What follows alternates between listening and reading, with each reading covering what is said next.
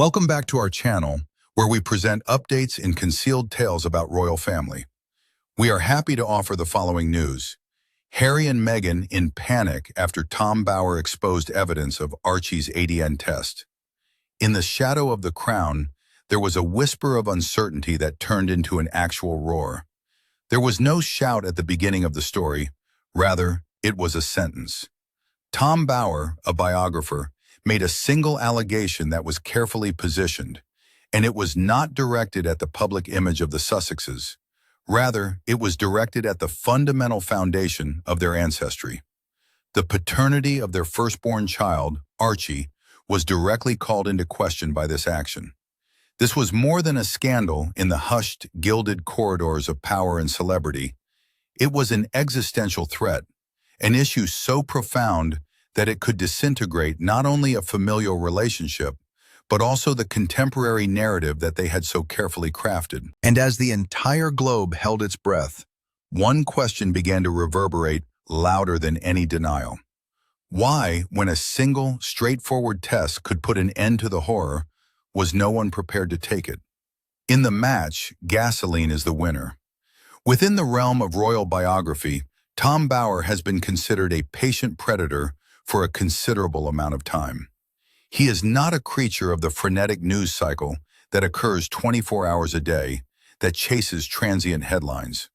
He is a man who waits, who listens, and who allows the people who are the subjects of his careful inquiries to construct their own cages of contradiction before he ever gives them the key. He is a historian of the present. The timing of his actions is precise, and his manner is forensic. In addition, the institution of the monarchy braced itself for the effect that would be caused when he directed his unblinking look towards the Duke and Duchess of Sussex. The circumstances surrounding his strike could not have been at a more precarious point.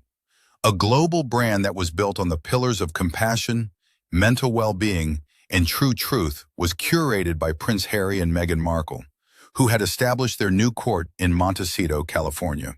In their own words, they declared themselves to be the pioneers of a new and more authentic way of being. However, according to many who do not agree with this story, it was already drenched in the fuel of hypocrisy. They've dumped on their family, dumped on Britain, and now they're shocked people are asking questions, one commentator said during a televised panel, expressing their disdain for the fact that people are asking questions to them. As a result, the public was divided, and the landscape of the media became a battleground for conflicting narratives. It was precisely into this raging fire that Bower made the decision to meet his true match. However, his initial action was not a public announcement, but rather a series of surgical hints that were thrown into the appropriate channels, as many who were inside the organization would subsequently describe it. Not only was he not rehashing old grudges, but he was also not recriminalizing family disputes. Bloodline was the bedrock, the one sacrosanct line that was not spoken about, and he was aiming for it. As soon as it became apparent that Bower was sitting on information that he believed could bring the entire Sussex tale to its knees, the attitude from their side was not one of confident dismissal. It was pure, unadulterated panic, according to those who are close to the drama that is unfolding. Within a few hours, the possibility of legal action came to dominate the atmosphere. It is said that warnings were sent out, which were then whispered to editors and conveyed through intermediaries, respectively. The use of words such as defamation, injunction, and retraction meant that they were not employed as instruments of explanation, but rather as smoke grenades with the intention of causing uncertainty and dread. Although it appeared that the intention was not to deal with the substance of the claim, it appeared that the objective was to suffocate it before it could draw oxygen. The tactic consisted of using an excessive amount of force in order to terrify and quiet the target. However, Tom Bower did not show any signs of blinking. He did something that was much more unsettling than increasing the situation. He moved at a slower pace. Through a series of carefully selected interviews, he made it clear that the currency he owned was not the weak currency of rumor that was scraped from anonymous online forums. He discussed the evidence pertaining to paperwork, medical data, and irregularities in the timeline that cannot be explained. He made reference to witnesses, whom he referred to as reliable individuals who were willing to go on record rather than anonymous sources. And then, in a tone that was so level and even clinical that it cut through the din, he delivered the remark that completely altered the course of events. He made the statement, "This is not about rumors." It was at that time when the air in the room began to leave. This is about paternity. The game was no longer about public relations. Rather, it was about getting the right to play. In the case of Prince Harry, a guy who had sought peace in his wife, the woman whom he referred to as his soulmate, this was not merely an assault on his family.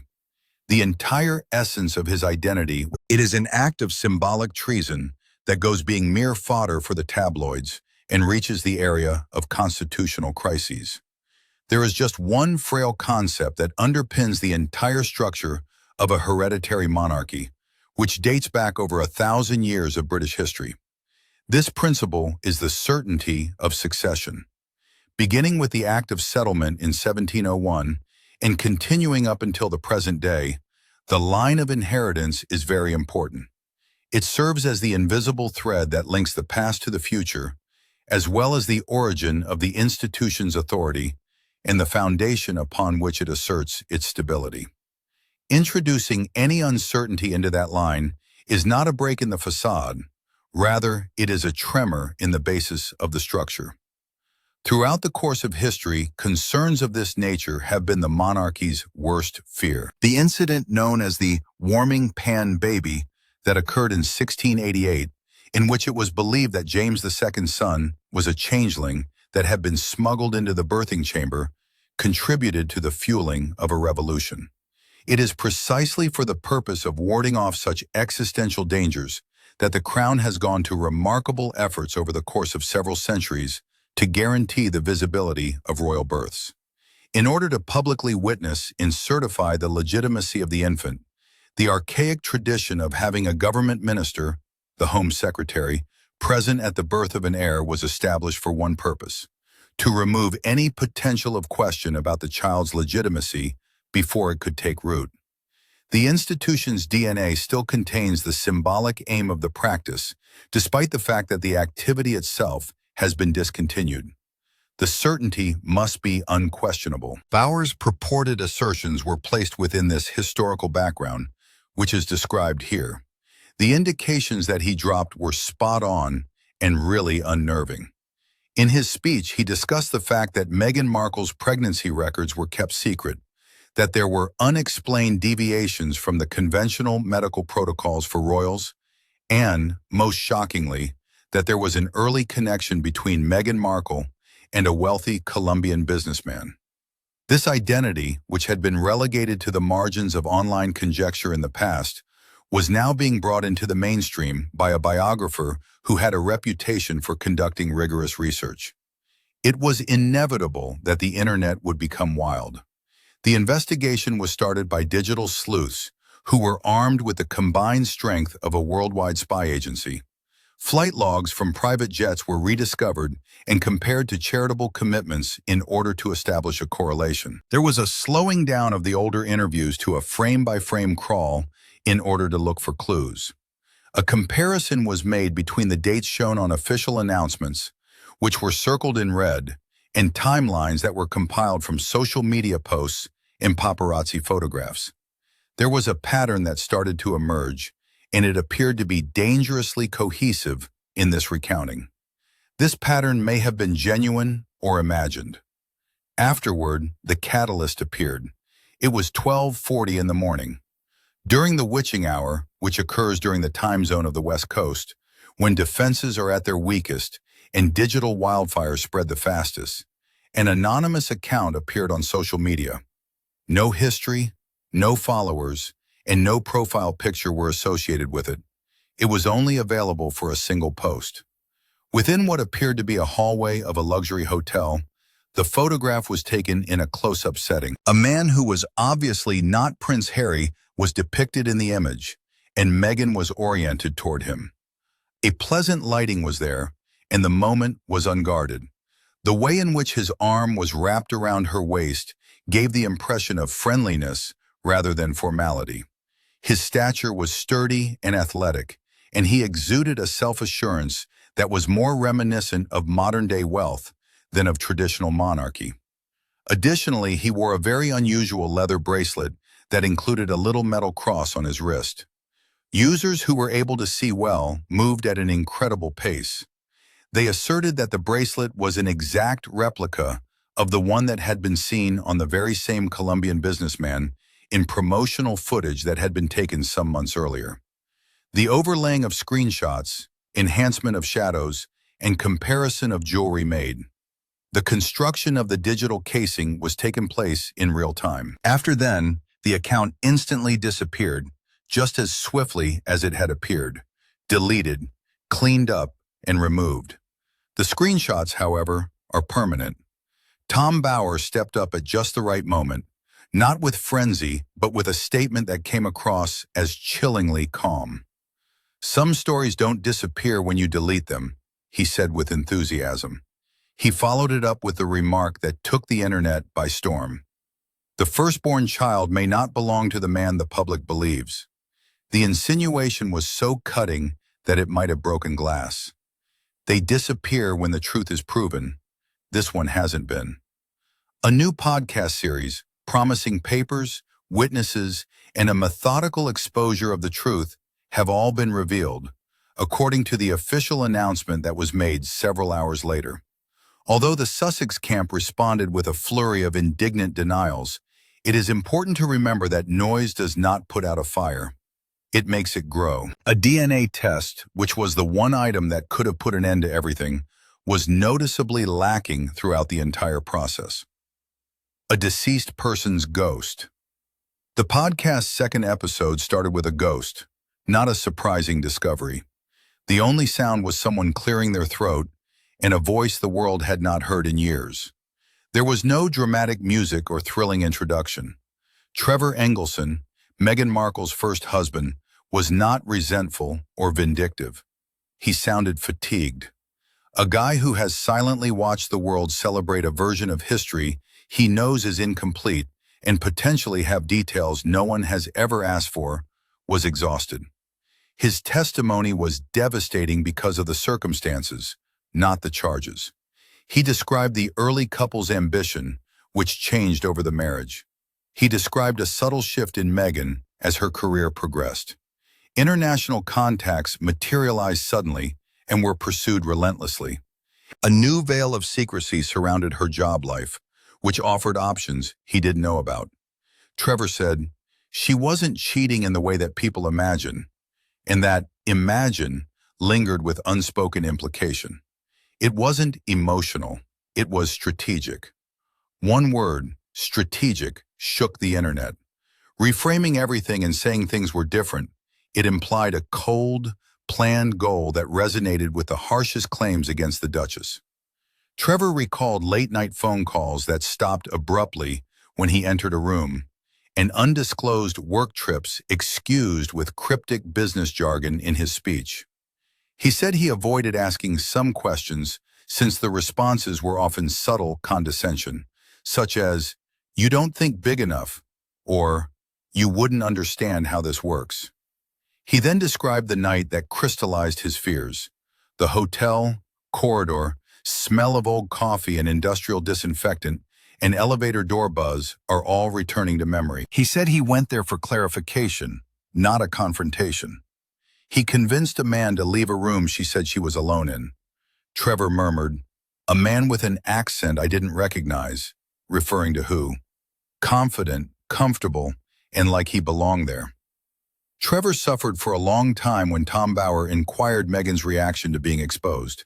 He said, "Not guilt, confident, comfortable, and like he belonged there. Not shock, calculation." This word, more than strategic, resonated louder than any direct accusation. She did not dispute the man's presence, according his account. She reframed it. It was an opportunity to build professional, not personal relationships. According to her charges, he didn't view it as part of a bigger picture. Then the audience recoiling sentence was spoken. Trevor's remarks were hardly audible. She told me that this was the kind of man who changes lives. After that, the marriage ended quickly, he said. The relationship's absolute distrust was the issue. He was frightened when Meghan's royal chapter revealed the same Columbia ties. Many years after, before the show ended, the podcast clip went viral. He said, "I started wondering whether some stories don't end when you think they do." Despite the commotion, passion, and argument, one question stood out. If this was a lie by a resentful ex-husband, why did the Sussex camp not end it with a single, undeniable act of truth? The DNA test's silence became a public confession. The foundation's cracks Prince Harry was unraveling within his meticulously fortified Montecito home, according to sources. This was a man's private suffering from ambiguity, not a rebellion of his truth. Friends have reported hearing a quiver in his voice when he was on the phone, and his famed rage can flare up at unusual times. He became captivated with online feedback he had said he was avoiding as he went through reaction videos and Reddit conversations late at night. It was unclear whether he was seeking for an allegation or an absolute. Trevor's story wasn't the most aggravating part. It was how internet detectives were methodically constructing timelines. The dates of the trip to Colombia, the fluctuating pregnancy announcements, and the striking lack of medical data and conventional documentation that had accompanied every other modern royal delivery could all be explained as a desire for privacy. They produced an uncomfortable mosaic of intent when taken together. Harry began to ask himself questions he had never asked before. Questions about dates, doctors, and why Archie's birth seemed so methodically supervised, preserved, and sheltered from royal traditions. Despite being obtrusive, Meghan, who can read emotional currents in a room, also sensed the shift immediately. She saw that his eyes no longer met hers when the matter was raised, and that his questioning had become focused and inquisitive. When it happened, the inevitable encounter was quiet and painful. He said, "Why won't you just do the test?" when he was most vulnerable. According to the narrative, she did not cry or comfort the victims. His query was deflected with the precision of a master strategist. She was motionless and then asked him again. They say she yelled, "How dare you? After everything I have endured for you, for this family, you're siding with them." The word was a weapon that compared him to the royal family, British media, Tom Bower, and the global machinery which she considered her oppressor. Harry screamed back, not with eloquence, but with the fear of a man losing his identity in real time. His thoughts were unarticulated. "This isn't about them," he shouted. "This is about me not knowing if my son is actually mine." Then something irreparable broke. Meghan accused him of internalizing palace paranoia and racism. She detailed the things she had given up, the headlines she had endured, and the anguish she had endured for him. She ended the argument with a terrifying declaration of strategy. "If you force this," she whispered, "you destroy us. Do not worry about passing the test. Pressing the issue would be counterproductive since it would require proven truth rather than a curated story." Harry left the room with the ultimatum lingering like deadly smoke. Buckingham Palace's utter hush outside had formerly been a dignified reserve, but now looked like intentional remoteness. Tom Bower said, "Innocent people don't fear verification," in interviews, whispering, "A global uncertainty wait." By the time Bower's third and fourth chapters were out, public conversation had changed. Tom Bower changed his strategy after witnessing the inquiry change from, "Is this true?" to, "What are they hiding?" He shouldn't have added charges. He just needed to nurture the uncertainty. The third episode opened with a timeline, not a testimony. The dates were unsettlingly serene, creating a huge sense of anxiety without explaining why. He compared institutional patterns to how the monarchy has traditionally handled unfounded rumors, which it has scorned, and how it handles containment situations. Bower said in a controlled tone, This is not about scandal. He led the audience through royal doctor signatures on birth announcements, formal hospital confirmations, and ritualized transparency to eliminate doubt at the source. He remarked, "It's about process, and process tells stories. Facts don't have to." He then compared this with Archie's birth's claimed lack of transparency. Again, he did not accuse. Why change a system that has worked for centuries unless the deviation served a specific purpose? Harry's world was shrinking behind the scenes. Friends who had always supported but now hesitated, choosing their comments carefully, were present. Advisors gave hypothetical advice. He concluded that doubt erodes the ground you stand on, not like a thunderstorm. One night, he couldn't sleep and scrolled through emails and travel confirmations. He sought normalcy, not immorality, for stable ground. Unable to find it. This reading suggests Meghan took greater control as Harry focused inward. Their perimeter tightened. Conversations shifted. When the story was questioned, it was recast as an attack on the person. This defensive posture was rigid. Public appearances and interviews seemed rehearsed and violent. The warmth that disarmed critics has been replaced by a sharp and jagged edge. Bauer added expert voices instead of witnesses. A genealogist used abstract language to discuss bloodline's holiness. A legal researcher explained why institutions value ambiguity over scandal. A child psychologist examined the long-term implications of unresolved identity questions on child development and parent-child connection. Harry was reportedly particularly affected by that article. His reputation and royalty were irrelevant after that. Concerning his bond with his son and whether doubt could ever be entirely removed, he addressed Meghan again, but this time with fatigue rather than wrath. "I just need certainty," he begged alone. She again deflected. "Why now? Why let them dictate our lives?" And then the terrifying refrain, "If you continue, nothing will survive." For him, for me, not because finding the truth is possible, but because searching for it would acknowledge that the narrative is insufficient. The end of the world is silent. The final act, on the other hand, did not involve a confession or a confrontation with the prosecution. The silence that greeted it was profound and authoritative. Following the peak, the public noise level decreased. On the other hand, fury is just fleeting, whereas boredom is permanent. Commentators continued to say the same thing, and the world continued on with its preoccupied activities.